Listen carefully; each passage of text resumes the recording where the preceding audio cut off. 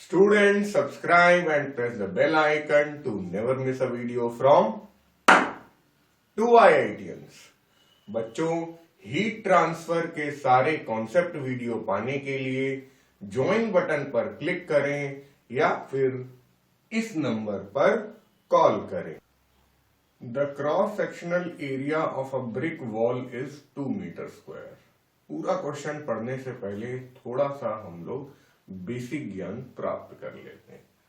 अब देखो, होता क्या है कि आपको एक जनरल फॉर्मूला मैं पहले लिख के दिखाता हूं। D Q divided by D T is equal to K A D theta by D X. अब इसे देख के आपको थोड़ा डर लग सकता है कि यार ये तो डिफरेंशिएशन टाइप है, डी डी करके लिखा हुआ है, और इस डरावने फॉर्मूले को हम लोग ज्यादा यूज भी नहीं करेंगे, तो ये राइट साइड है। पहली बात तो समझते हैं क्या क्या इनके मतलब। D Q by D T ये है rate of heat transfer by, ये बहुत इंपॉर्टेंट है यार, हाथ धीरे धीरे चल रहा है, सर्दियां काफी है, बाय कंडक्शन। ठीक है, ये जरूर समझना। कंडक्शन क्या होता है? जहां पे पार्टिकल्स खुद वाइब्रेट करते हैं और अपने वाइब्रेशन एनर्जी दूसरे को दे देते हैं, फिर तीसरे को दे देते हैं। इस तरह से पार्टिकल्स के वाइब्रेशन से हीट एनर्जी ट्रांसफर होती है। सॉलिड्स ज्यादातर कंडक्शन से ही हीट ट्रांसफर करते हैं। हम लोग जब इस फॉर्मूले को यूज करेंगे तो कंडक्शन की ही बात कर रहे होंगे। अच्छा, अब यहां पर के क्या है कि बड़ा वाला हम लोग यूज करेंगे, कोफिशिएंट ऑफ थर्मल कंडक्टिविटी। ये कोई विशेष बात नहीं है, ये हमेशा दिया रहेगा आपको कि कोफिशिएंट ऑफ थर्मल कंडक्टिविटी किस पे डिपेंड करता है? मटेरियल पे डिपेंड करता है। ये एक मटेरियल प्रॉपर्टी है। जैसे हम लोगों ने 10th क्लास में पढ़ा था कि रेजिस्टेंस एक मटेरियल प्रॉपर्टी है। रेजिस्टेंस का उल्टा होता था कंडक्टेंस। कंडक्टेंस भी एक मटेरियल प्रॉपर्टी। कंडक्टेंस और स्पेसिफिक कंडक्टिविटी एक ही चीज होती थी। तो जैसे स्पेसिफिक कंडक्टिविटी बिजली में होती थी, इलेक्ट्रिसिटी में होती थी, वैसे ही यहाँ पे कोफिशिएंट ऑफ थर्मल कंडक्टिविटी आ गई है। ठीक है, वो इलेक्ट्रिकल कंडक्टिविटी थी। अच्छा, अब उसके बाद ए क्या आ जाता है? Area of cross section. ये तो समझ में आ ही रहा होगा। फिर उसके बाद आ जाता है D theta by D x, temperature gradient.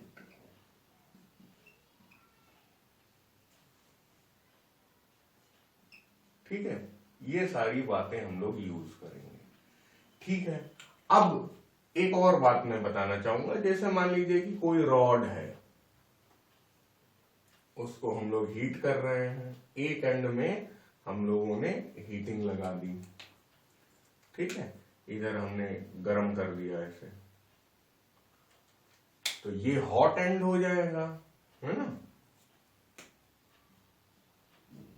और ये कोल्ड एंड हो जाएगा।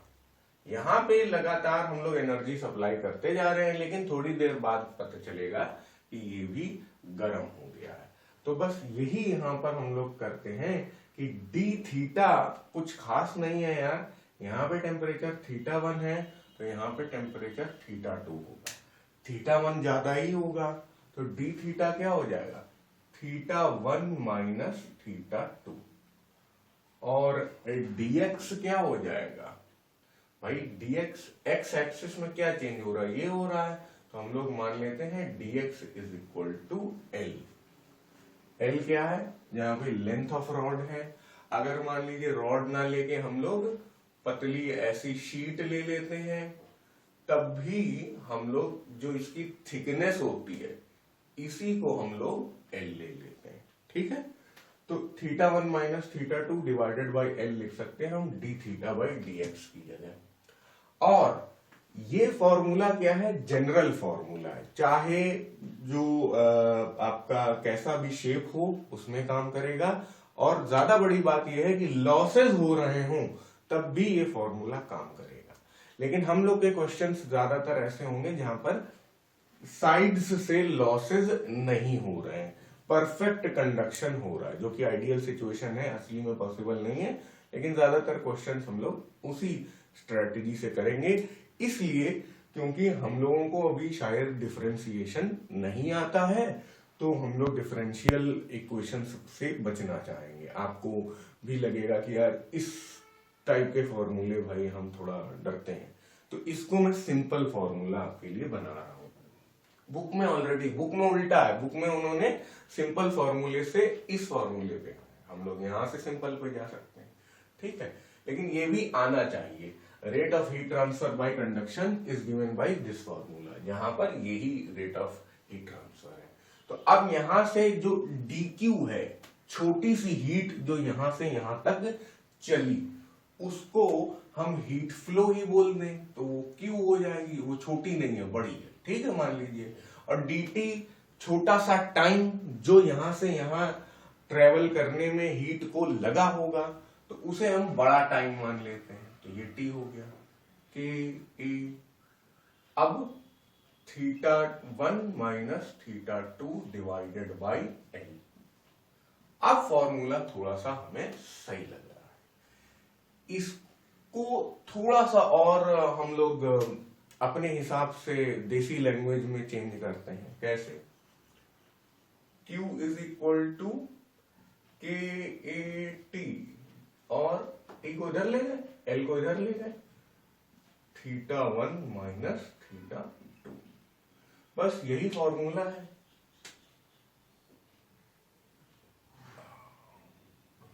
अब देखो, ये भी याद करना थोड़ा मुश्किल होता है, मेरे लिए तो मुश्किल था, तो मैंने क्या किया, इतने को एक नाम दे दिया, क्या?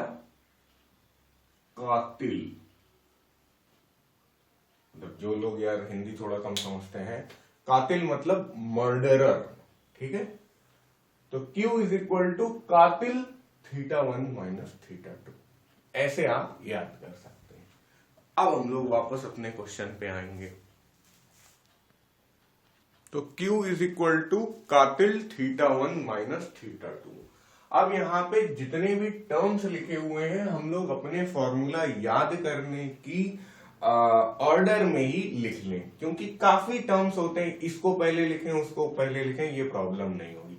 आप क्वेश्चन लिखने से पहले लिख लीजिए Q, नहीं पता है, चलो भाई, कातिल, आई नहीं है, ठीक है ना, θ1 माइनस θ2, लो भाई। अब इसका क्या नाम है, ये आपके लिए मैं लिख दे रहा हूं, आपको एग्जाम में लिखने की जरूरत भी नहीं है। The cross-sectional area of a brick wall is 2 metre square. अब देखिए, ब्रिक वॉल का क्रॉस सेक्शनल एरिया ये वाला नहीं लेंगे, ये वाला लेंगे। अगर मान लीजिए कि आपकी हीट फ्लो वॉल के इस फेस से उस फेस हो रही है, तो हीट फ्लो के परपेंडिकुलर जो फेस होगा, ये वाला फेस जो है, ये यार वॉल ऐसे होगी और हीट फ्लो ऐसे जाएगा, तो ये वाला फेस होगा क्रॉस सेक्शनल एरिया, ठीक है। तो ये हो गया अपना क्रॉस सेक्शनल एरिया, ए यहां पे होगा। अब आपकी थिकनेस यहां पे क्या हो जाएगी, थिकनेस ये होगी हमारी। तो याद रखिएगा कौन सी डायमेंशन लेनी है, ये याद रखना। थिकनेस या लेंथ हम लोग L से भी कभी कभी डिनोट कर देते हैं, वो हीट फ्लो के पैरेलल होगी, और area of cross section heat flow के परपेंडिकुलर होगा। असली बात, हीट फ्लो ऐसे क्या इस टाइप ऐसे आते हुए दिखेगी, 3D 2D का यहाँ पे अंतर हो जाएगा। आप ऐसे समझ लीजिए कि अगर ये आपकी वॉल है, ये, ठीक है, तो हीट फ्लो ऐसे जाएगी, थिकनेस यहां हम लोग लेंगे और उसके बाद ये जो आपका ये होगा ये एरिया ऑफ क्रॉस सेक्शन। ठीक है, आई थिंक समझ में आया। अब क्वेश्चन को आगे पढ़ते हैं थोड़ा सा। कूड़ा वाला आ गया है, सॉरी, बीबी के वाइन्स के हिसाब से कूड़ा वाला नहीं, सफाई वाला। अब फिर से क्वेश्चन पढ़ते हैं। The cross sectional area of a brick wall is 2 metre square. ये रहा क्रॉस सेक्शनल एरिया और वो होता है ए सेंटीनो, 2 metre square, and its thickness is 12 centimetre, यानी कि 12 into 10 to the power -2 metre. If the difference of temperature between the two sides of the wall is 24 degree centigrade, यानी दो side of the wall कौन सी है, ये वाली और ये वाली, इनके बीच में डिफरेंस कितना है, 24 degree centigrade. Calculate the amount of heat flowing through the wall in 1 hour. Amount of heat flowing Q हो गई, तो ये हो गया 60 into 60 second. Okay, the thermal conductivity of brick is 0.13, बहुत ही लंबी यूनिट, 0.13 जूल पर सेकेंड पर मीटर पर डिग्री सेंटीग्रेड। ठीक है, तो सबको प्लग इन करो, आंसर निकालो।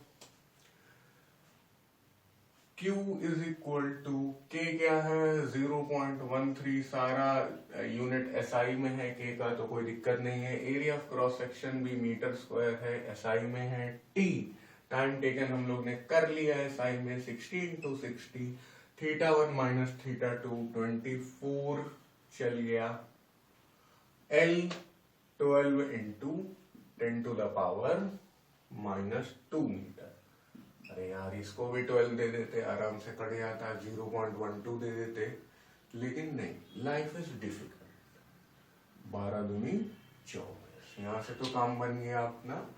अब देखिए हम लोग कहाँ पे खड़े हैं, ये सब मल्टीप्लाई आप अगर ICSE वाले हैं तो कैलकुलेटर से आराम से कर लेंगे, बट मैं CBSE और स्टेट बोर्ड सबके लिए प्रेम से धीरे धीरे कर रहा हूँ। 0.13 into 2 into 2, ये हो जाएगा 0.52, है ना, into 6 into 6, ये हो जाएगा 36, और एक एक 0 10 to the power 2, नीचे वाला भी ऊपर आके हो जाएगा 10 to the power 2।